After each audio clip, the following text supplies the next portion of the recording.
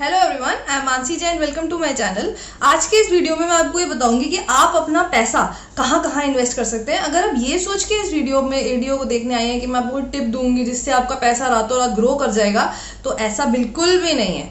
मैं बेसिकली आपको इस वीडियो में ये बताऊंगी कि आपके ऑप्शंस क्या क्या हैं, आप कहाँ कहाँ अपने पैसे को लगा सकते हैं। और ये जो वीडियोज है मैं बिगनर्स के लिए अपलोड कर रही हूँ। खास तौर पे मैंने लास्ट टाइम इसका एक फर्स्ट वीडियो अपलोड किया था जिसमें ये बताया था कि आपको इन्वेस्ट करना चाहिए क्यों, ज़रूरत क्या है।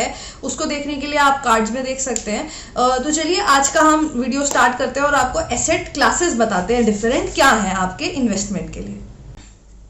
सबसे पहला जो आपका एसेट क्लास है वो है आपका फिक्स्ड इनकम इंस्ट्रूमेंट। तो फिक्स्ड इनकम इंस्ट्रूमेंट्स क्या है, देखिए नाम से पता चल रहा है। इसमें क्या होता है कि आपको एक फिक्स्ड इनकम मिलती है।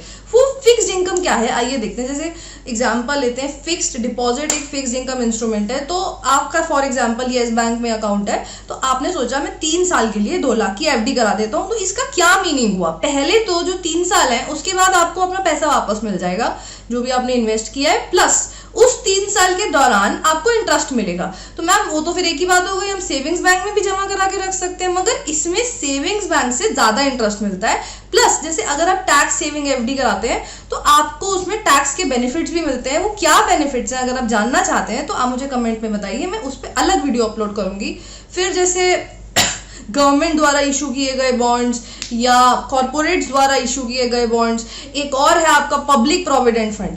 ये सारे आपके हैं fixed income instruments. Public provident fund एक रिस्क फ्री और एक अच्छा इन्वेस्टमेंट वेन्यू है। अगर आप उसके बारे में जानना चाहते हैं तो आप कार्ड्स में जाके डिटेल में वो वीडियो देख सकते हैं। उसमें भी बेसिकली ये है कि आप पैसा इन्वेस्ट कर देते हैं, फिर वो एक पर्टिकुलर पीरियड के लिए लॉक इन हो जाएगा, उसके बाद आपको वो पैसा सारा इंटरेस्ट के साथ वापस मिल जाएगा। और जो इंटरेस्ट है, पीपीएफ में ये फायदा है कि जो इंटरेस्ट है वो कंप्लीटली एग्जेम्प्ट है। तो जी ये थी आपकी पहली एसेट क्लास। अब हम दूसरी एसेट क्लास डिस्कस करेंगे जो कि बहुत पॉपुलर है और आपने बहुत सुना होगा उसके बारे में, इक्विटी। इक्विटी एक बहुत पॉपुलर और एक फैसिनेटिंग एसेट क्लास है जिसमें सभी इंटरेस्टेड होते हैं। इक्विटी क्या होता है, देखिए जब आप किसी कंपनी के शेयर्स खरीदते हैं, आप उसका कुछ ओनरशिप का कुछ परसेंटेज आपको मिल जाता है। और जैसे फिक्स्ड इनकम इंस्ट्रूमेंट्स होता है, मैंने आपको बताया मेन चीज ये थी कि जितना पैसा आपने इन्वेस्ट किया वो मैच्योरिटी के बाद आपको वापस मिल जाएगा। इक्विटी में ऐसी कोई गारंटी नहीं होती। क्यों नहीं होती, देखिए क्या होता है, जैसे बिजनेस ग्रो करता है, मार्केट फ्लक्चुएशंस आती हैं और भी फैक्टर्स होते हैं, तो उसकी वजह से जो शेयर का प्राइस होता है वो घटता बढ़ता रहता है, उसकी वजह से आपको प्रॉफिट लॉस होता रहता है। इसलिए ये रिस्की है, मगर अगर आप प्रूडेंटली इन्वेस्ट करेंगे तो आपको लॉस नहीं होगा, प्रॉफिट भी होगा। तो वो कैसे रिस्क को कम कैसे करना है वो हम आने वाले वीडियोस में डिस्कस करेंगे। आप रिस्क को डाइवर्सिफाई कर सकते हैं, म्यूचुअल फंड में इन्वेस्ट कर सकते हैं, अपने स्मॉल केसेस बना सकते हैं। थोड़ा ध्यान से देखकर इन्वेस्ट करने से इसका रिस्क मिनिमाइज हो जाता है। तो ये थी आपकी सेकेंड एसेट क्लास, इक्विटी। अब थर्ड एसेट क्लास पे आते हैं। थर्ड एसेट क्लास कैसे क्या है, कमोडिटी। जैसे आप इक्विटी मार्केट में शेयर्स की ट्रेडिंग करते हैं, वैसे ही आप कमोडिटी मार्केट में कमोडिटीज की ट्रेडिंग करते हैं। कमोडिटीज के क्या एग्जांपल है, gold, silver, bronze, food grains हो गए, पेट्रोलियम हो गया, ऑयल। तो ये सब कुछ एग्जांपल्स हैं कमोडिटीज के। तो ये कमोडिटी मार्केट काफी वॉलेटाइल है, इसमें भी प्राइस घटता बढ़ता रहता है। और क्यों घटता बढ़ता है, डिमांड्स के हिसाब से घटता बढ़ता है। तो इसके बारे में हम डिस्कस करेंगे डिटेल में और फ्यूचर वीडियोज में। अभी हम चलते हैं हमारे फोर्थ एसेट क्लास पे। तो फोर्थ एसेट क्लास आपकी क्या है, रियल एस्टेट। रियल एस्टेट क्या होता है, देखिए क्या होता है, जैसे प्लॉट्स हो गए, विलाज हो गए और कमर्शियल बिल्डिंग्स हो गई, इंडस्ट्रियल एरियाज हो गए, यहाँ पे आप इन्वेस्ट करते हैं। तो इसमें क्या होता है, एक तो प्राइस बढ़ जाता है, जैसे आपने कोई प्लॉट खरीदा तो उसका प्राइस बढ़ेगा, वो तो रिटर्न है ही।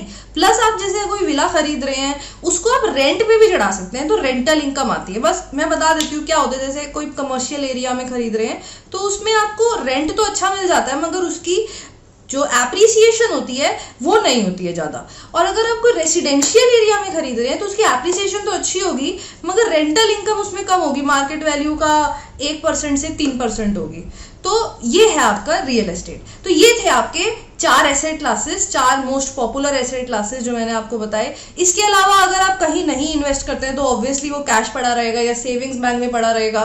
तो सेविंग्स बैंक में देखिए इंटरेस्ट कुछ खास नहीं है, और कैश पड़ा है तो उसमें तो नेगेटिव रिटर्न है ना, क्योंकि इन्फ्लेशन आएगा, समय के साथ साथ सब कुछ बढ़ेगा, सारी महंगाई बढ़ेगी, मगर कैश तो उतना ही रह जाएगा। सेविंग्स बैंक में भी अगर पड़ा हुआ है तो उसमें इंटरेस्ट तो बहुत कम होता ही है। तो उससे बढ़िया आप इनमें से कोई एक एसेट क्लास को या डाइवर्सिफाई करके डिफरेंट एसेट क्लासेस में इन्वेस्ट करें।